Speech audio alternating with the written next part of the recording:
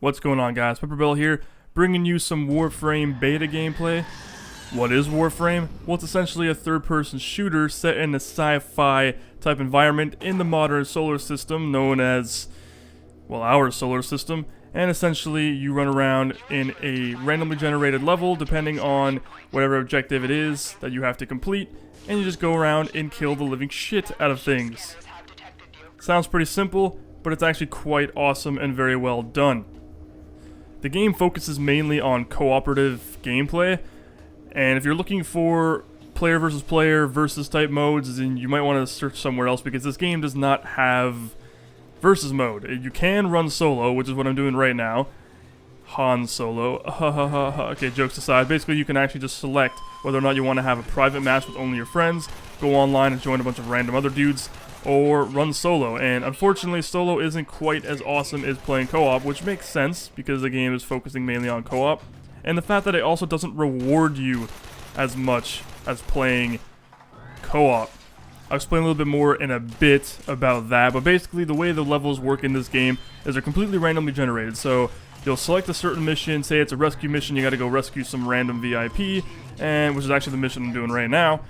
So basically it'll just randomly pick a level, so they all look generally the same so far. I haven't actually tried out other planets. Maybe other planets have different looks, which would be kind of nice, but at the moment, the one I'm playing on, which is Mercury, looks pretty much the same all the time. All the stations look identical, just different kind of environments, different kind of interiors, but they all generally have the same look to them. So basically it'll just randomly pick it, so you can play the same mission multiple times, but it'll keep generating different levels, and essentially just go in there, do the objective, and then follow the objective markers all the way to the extraction point, extract by standing inside this really cool spaceship thingamajiggy, and then it just ejects you out into the orbit of the planets and stuff like that, and you just fly away, and mission complete. Yeah, count your statistics and stuff.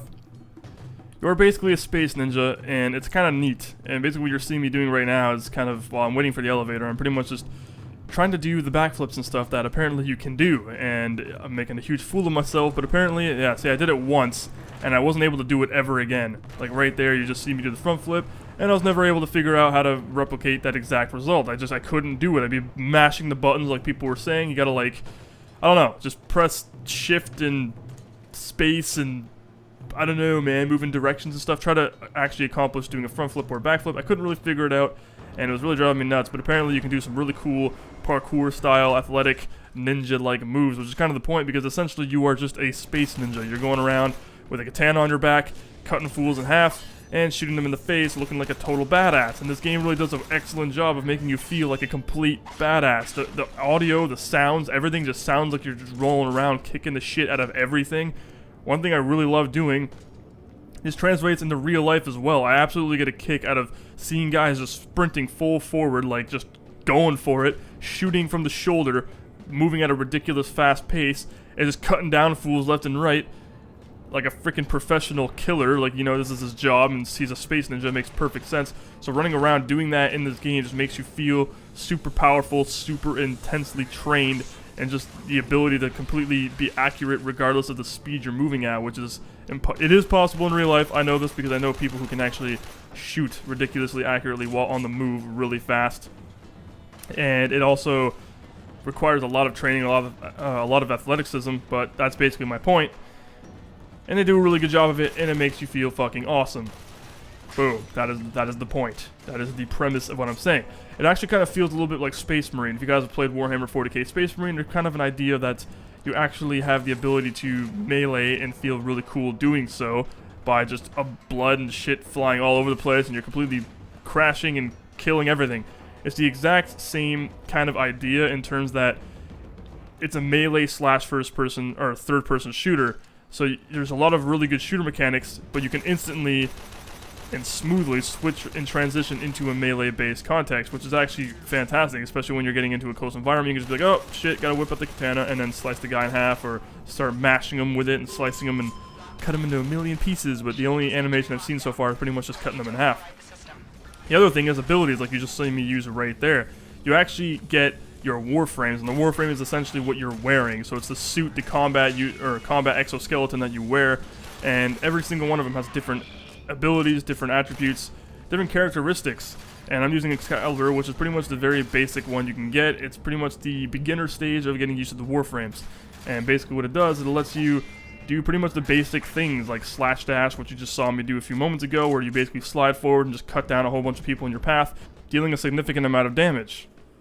It's really fast paced, and playing it by yourself, one thing you're going to want to note is that the enemies can constantly respawn. I mean, they will come from everywhere. You will clear out a certain room, and you'll be pushing into the next room, and you'll get engaged by a massive wall of fire, so you have to sit back and start picking off targets at range, and then suddenly all these guys start showing up right behind you. And that happens way more than you'd like it to, and it gets really frustrating, because then all of a sudden you're boxed in from all angles, and you have to really fight for your life, and then it gets kind of intense, and then sometimes you're just completely overwhelmed. And this is when you're running solo. It's not so much of a problem when you're going co-op, because a lot of people can just blaze through every level, quite literally. I mean, I went into a co-op game, and it was just like done in seconds. Now, to continue on what I was mentioning earlier in the video, talking about statistics and how playing online actually seems to benefit you substantially compared to playing solo with statistics and XP and all that wonderful stuff, it really does feel like playing co-op actually gives you more experience.